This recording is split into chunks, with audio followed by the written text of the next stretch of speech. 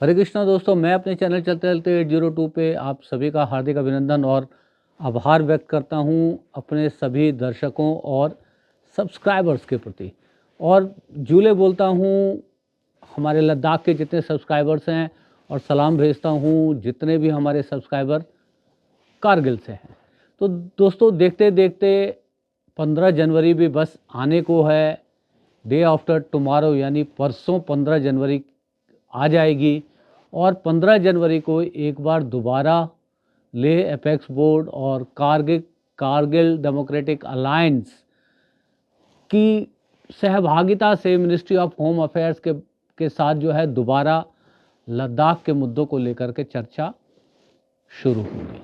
तो हम हमेशा की तरह आपको मिलेंगे कल लद्दाख भवन के गेट पर, और वहाँ पर जो लोग लेह से और कारगिल से जो लोग आए होंगे इस वार्ता में शामिल होने के लिए, उनसे बात करने का प्रयास करेंगे और जानने की कोशिश करेंगे कि अब की बार उनके बातचीत के क्या मुद्दे होंगे। पिछली बार युवाओं के रोज़गार के ऊपर चर्चा हुई थी, उसमें कुछ रिजर्वेशन देने की बात हुई थी। ज़मीनी स्तर पर वो सब बातें कहाँ तक पहुँची वो लद्दाख के लोग ही जानते होंगे। और ये 16 दिन के अनशन के बाद जो सोनम वांगचुक साहब के अनशन हुआ था, उसके बाद जो लेटर ऑफ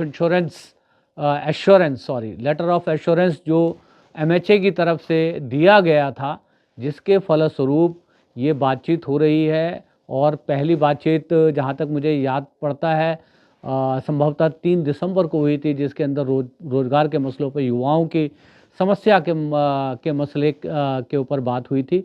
उस पे कुछ तात्कालिक राहत की बात हुई थी। हालांकि अभी कोई लद्दाख पब्लिक सर्विस कमीशन बनाने के ऊपर कुछ विशेष चर्चा नहीं हुई। जो पिछली बार का लबो-लुबाब ये था कि 90% रिजर्वेशन वहाँ के लोकल लोगों को दिया जाएगा, वहाँ की सरकारी नौकरियों में, और उस एग्ज़ाम को कंडक्ट करेगी यूपीएससी। तो दोस्तों, एक तो अभी भी मसला उनका बाकी है कि उनका अपना पब्लिक सर्विस कमीशन होगी। जैसा कि आप जानते हैं कि जो आपका आर्टिकल 370 और 35A जो एब्रोगेशन हुआ था, उसको हटाने के बाद जो है पब्लिक सर्विस कमीशन भी उनका ख़त्म हो गया था, क्योंकि पब्लिक सर्विस कमीशन पहले उनका जम्मू कश्मीर के अंतर्गत वो लोग आते थे, क्योंकि लद्दाख भी जम्मू कश्मीर का ही हिस्सा था।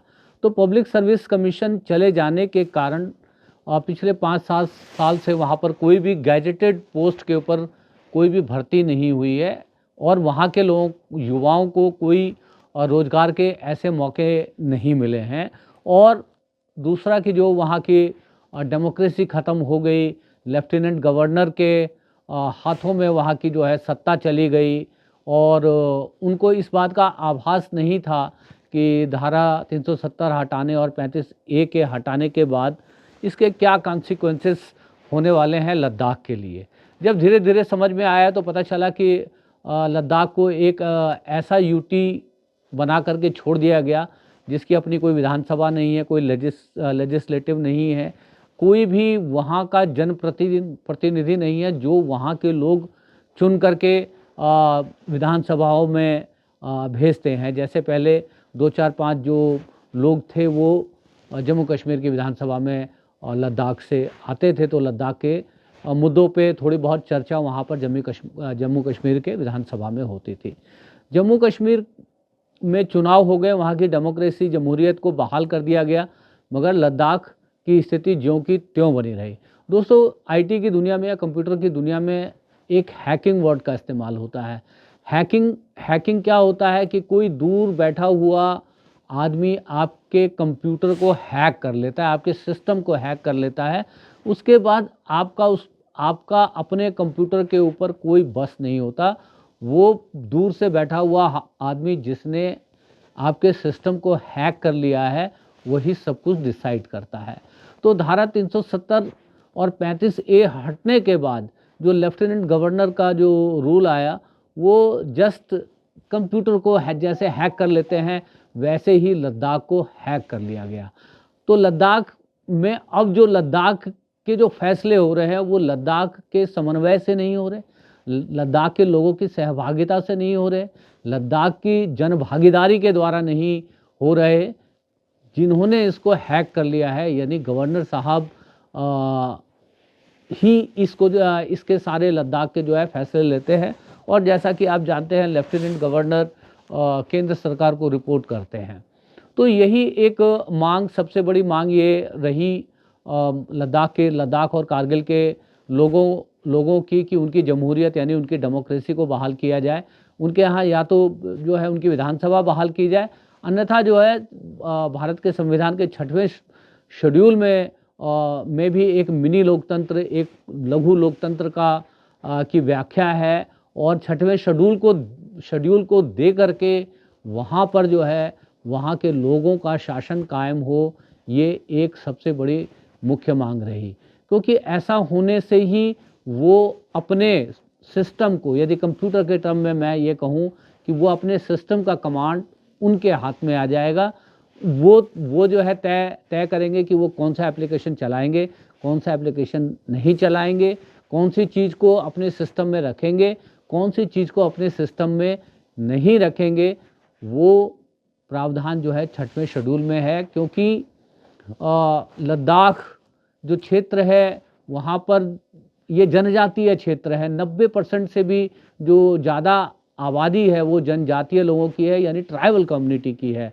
तो भारत का संविधान का 6वां शेड्यूल इन ट्राइबल कम्युनिटी को अपनी आइडेंटिटी को प्रोटेक्ट करने का हक देती है, न्यायालय तक बनाने का हक देती है, अपने जो उनके प्राकृतिक संसाधन हैं उनको किस तरह से इस्तेमाल किया जाए यहाँ तक का हक देती हैं।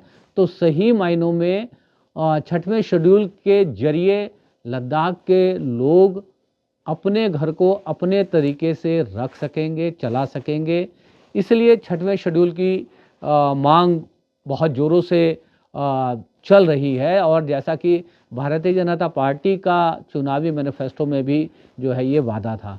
तो अब ये देखना होगा कि ये 15 जनवरी को जो मिनिस्ट्री ऑफ होम अफेयर्स के साथ लेह अपेक्स बॉडी और कारगिल डेमोक्रेटिक अलायंस के जो बुद्धिजीवी लोग हैं, इंटेलेक्चुअल लोग हैं और जो पॉलिटिकल लोग हैं, उन लीडरान की MHA के साथ क्या बातचीत होती है और उस बातचीत में अब की बार Ladakh ministry of home affair से क्या हासिल कर पाता है, ये 15 जनवरी की मीटिंग के बाद ही पता चलेगा।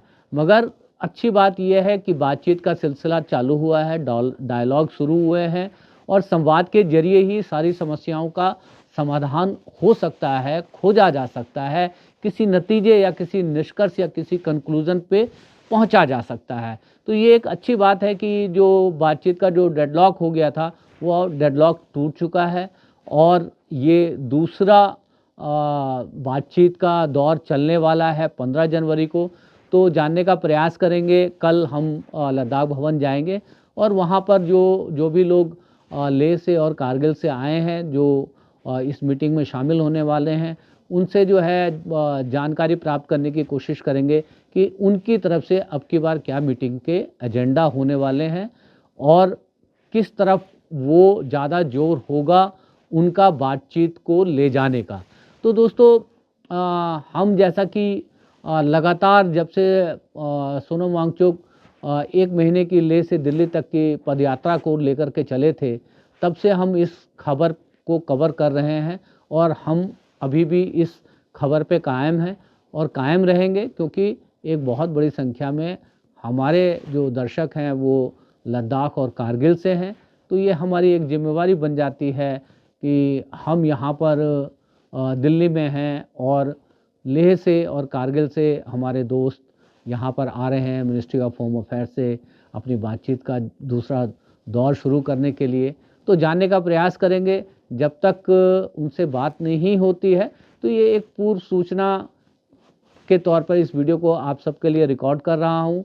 और अब तक जो आप सभी ने हमारे चैनल को प्यार दिया उसके लिए आप सभी को शुक्रिया बोलता हूँ और उम्मीद करता हूँ कि ये प्यार, मोहब्बत, स्नेह, आशीर्वाद और ये जो गुड विशेष जो है हमारे लिए आपकी हमेशा रहेगी। और बातें हमारी अच्छी लगती हों और चैनल अब तक सब्सक्राइब ना किया हो तो चैनल सब्सक्राइब कर लीजिएगा। हम जो बातें करते हैं उन पर आपको लगता है कि कुछ बातें आपको भी लिख देनी चाहिए तो कमेंट बॉक्स में लिख भी दीजिएगा। और यदि आपको लगता है कि हम जो ये बातें करते हैं ये दूर दूर तक बाकी रेस्ट ऑफ द इंडिया में भी लोगों को पता चलना चाहिए कि लद्दाख के लेह कारगिल में क्या समस्याएं हैं और उन समस्याओं को किस तरह से उनका समाधान वहाँ के लोग ढूंढ रहे हैं, क्या बेचैनी है लद्दाख की और किस तरह से उस बेचैनी को आराम मिलेगा। इन सब बातों की यदि आप खोज या पड़ताल देखना चाहते हैं या रखना चाहते हैं और आपको लगता है कि लद्दाख जो एक बहुत ही हर एक पर्यटक के लिए, हर एक भारतीय के लिए, हर एक बाइकर के लिए एक पसंदीदा डेस्टिनेशन है, पसंदीदा जगह है, तो वो जगह ऐसी ही खूबसूरत रहे, ऐसे ही आप लोग हंसी खुशी वहाँ पर आते जाते रहें, समय गुजार सकें और समूचे लद्दाख का पर्यावरण और जो वहाँ का जितने भी पर्यटन से जुड़ी हुई चीज़ें आज जैसी दिखती हैं वैसी ही दिखती रहें, उसके लिए वहाँ पर डेमोक्रेसी का बहाल होना बहुत ज़रूरी है। वहाँ लद्दाख के लोगों का शासन लद्दाख के लोगों के हाथ में जाना बहुत ज़रूरी है। तो इस तरह की खबरों में यदि आपकी रुचि हो तो हमारे चैनल पे बने रहिए, हमारे चैनल को सहयोग करिए। आप सभी का दिन शुभ हो। इसी के साथ आप सबको एक बार दोबारा से जूले बोलता हूँ, सलाम बोलता हूँ, हरे कृष्णा बोलता हूँ, नमो बुद्धाय बोलता हूँ।